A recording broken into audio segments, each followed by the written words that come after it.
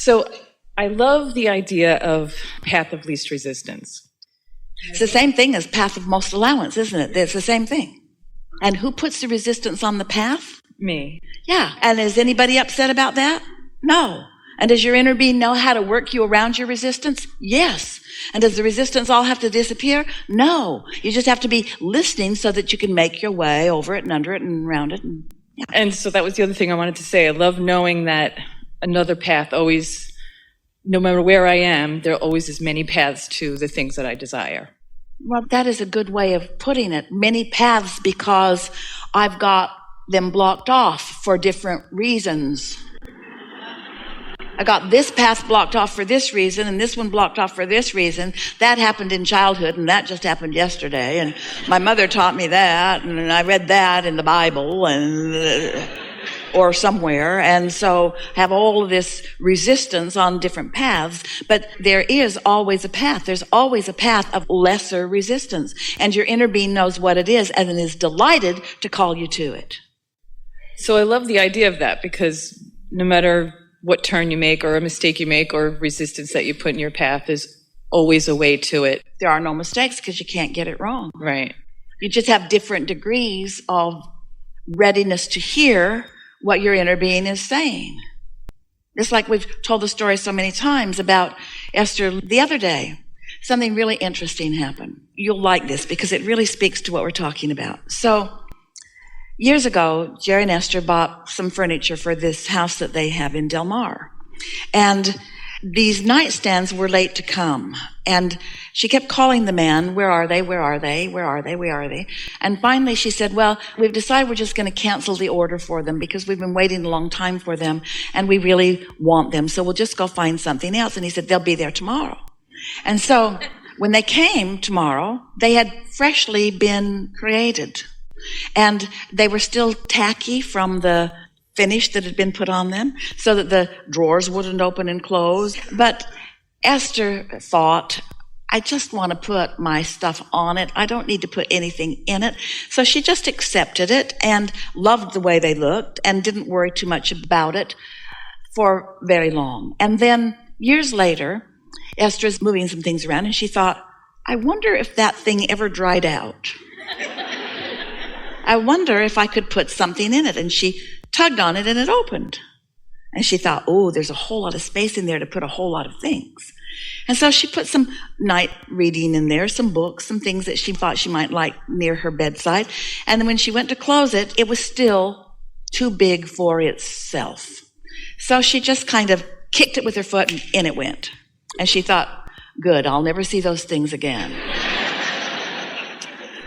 But she was feeling playful about it, and she thought it was funny after all of these years that the paint still hasn't dried.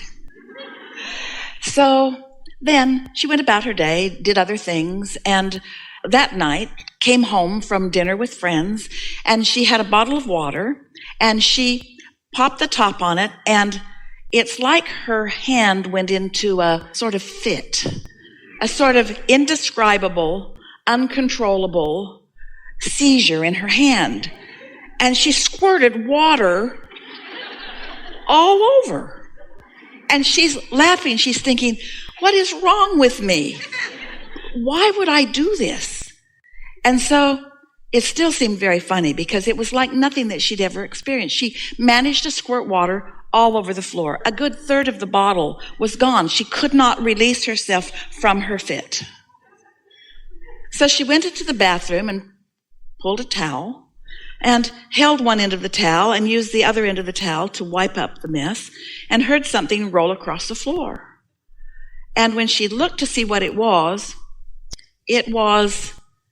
a tack that had come out of the cabinet with a round edge that had a very sharp point, and it was pointed right up. She realized that it was right on her path as she gets up in the night to go to the bathroom. And so it was a tack ready to be stepped on. It was in the perfect position, and her inner being knew it. Now, a seizure was just the path of least resistance. You see what we're getting at? She wasn't in a position to receive a block of thought about that as clearly as that. What do you mean a tack? What kind of tack? Where did the tack come from? In other words, it would have been too much to explain. She would have stepped on the tack before we had an opportunity to let her know what it was. But this was the perfect opportunity. Just squirt water all over the floor and let her find it in the comfort of a towel rather than in the bareness of her toes. You see what we're getting at? So path of least resistance takes on many shapes and forms, but it's always to lead you to your greatest benefit. And we don't want Esther to ever say, oh, I must be losing my ability to translate Abraham. Why wouldn't Abraham just say, beloved Esther, there's a tack on the floor and you're about to step on it? Because she was not in any place that she could receive that, you see. Does this make sense to you? Can we assume that almost everything that happens is that? You can assume that everything that happens is your inner being guiding you toward well-being and you accepting it to one degree or another. Everything is that. Things are always working out for you, and to the degree that you are relaxed and allowing. In other words, Esther was very playful about that. She couldn't believe what she had done. She couldn't believe so much water could go so far. And she couldn't believe how she couldn't control her own hand. But part of the reason why I like the path of least resistance is because I can visualize it. For instance, well, the paths that lay out. Maybe we would be better off if we started calling it the path of most allowance. Maybe you all are ready for that, because there is always a path. Which one are you allowing? In other words, we would like you to not be hard on yourself about having resistance, but easy on yourself about knowing there's always a way, and then listening a little bit more for as much as you can receive. Like the now. GPS in the car, if you make a wrong turn, it recalculates a different path. Precisely. Yeah. Yes. Thank you. Enough? Hello. Welcome to my dream come true. I'd like to thank Abraham for the best shower I've ever had in my life. If you're staying here at the Marriott, it has like a waterfall falling down, which is one of the conditions I've become addicted to with my well-being. And I'm really here to take my practice one step further. It was probably 6 months ago that I had acknowledged Esther as one of those people on the earth that is showing me a way of doing things that actually looks good to me, where no one else is. And I said, I'll do it. I'm ready. I've been trying for years, haphazardly. So I connected to everyone in this room, and I thank you for being my Abraham family. I know that we're drawn here together. And I've been waiting for this moment. I've been visualizing this moment. And I've been waiting to just come and thank all of you and tell you how beautiful my life has been, since I've been looking for beauty every moment. When I wake up and I decide, oh, wait a second, this doesn't feel that great. What feels good? Oh, hold on a second. Wait a second, let's turn on Abraham. If I'm determined by who I spend the most time with, I'm going to spend the most time with Abraham. I'm going to start spending time with you, and one easy, satisfying step at a time, find my way to who I am in this beautiful life. And in this last 6 months, especially this last 6 weeks, especially this last 6 days, this last 6 minutes, everything has been going better and just blowing my mind, the things that come together. I can't coordinate when they say 2,000 action hours in 30, what is it, 2 seconds of thought? Thank you.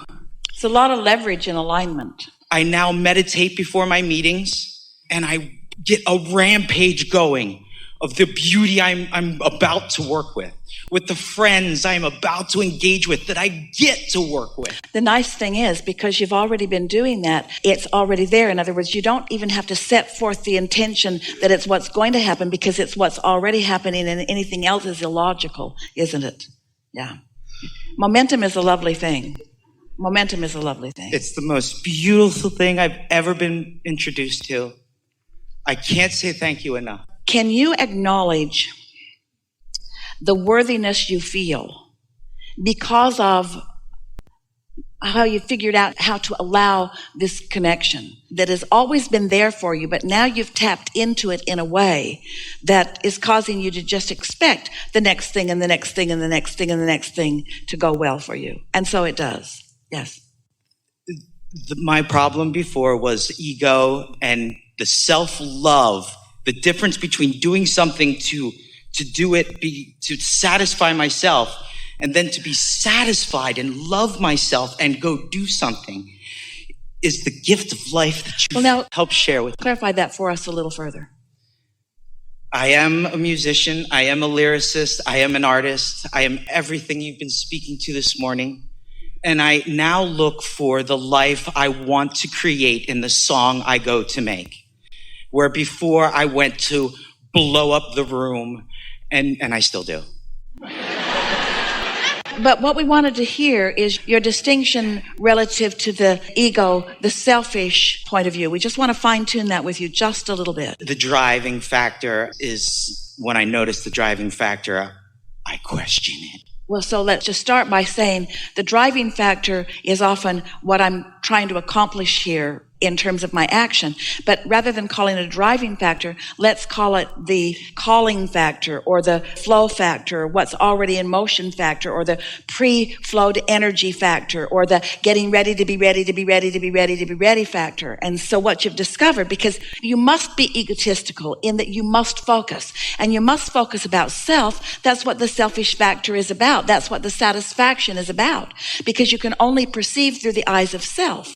But the determination that you're making, the distinction that you're making is not ego or no ego, or selfish or no selfish, because in the satisfaction, there has to be a selfish interest all the way along the way. The factor that you're discovering here is to be satisfied even though it hasn't manifested all the way out here. It's being so egotistical and so selfish that I'm determined to find something to feel good about, even though others in the room may not be able to see it yet.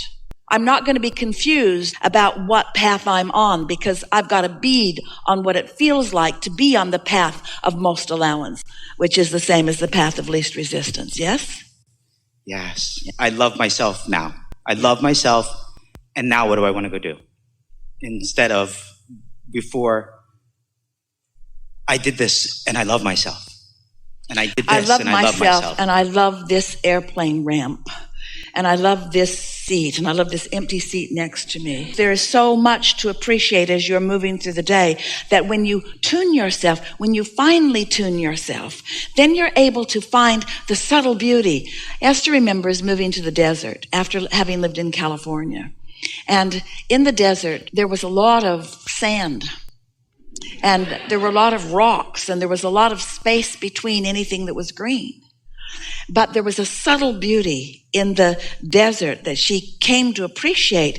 But at first she had to look really hard to find it, because it didn't just bowl her over. She had to reach for it. The desert was hot, and San Diego had been cool, and San Diego was green, and the desert was brown. But because she wanted to find satisfaction, she had to tune herself differently. And then she discovered beauty in the desert that felt more satisfying to her than the beauty that she was finding in other places that had much more water and much more green and much lower temperatures. Beauty is in the eye of the perceiver, in the eye of the beholder, in the eye of the aligned, you see. And that's how you get unconditional. So then you say, oh, Abraham, we're on to you.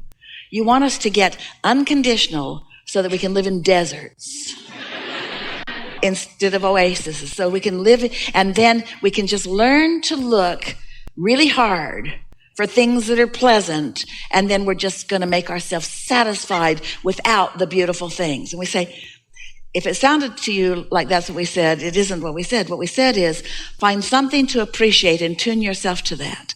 And in that satisfaction, there will be more and more and more, because through life, you've told your vortex exactly how you want to live and how you want to feel, and your inner being knows exactly where all of that is in relationship to where you are. And the more satisfied you are in your deserts, then the more oases you will be guided to. The more dissatisfied you are in your desert, the harder it will be for you to find water or anything to appreciate anywhere.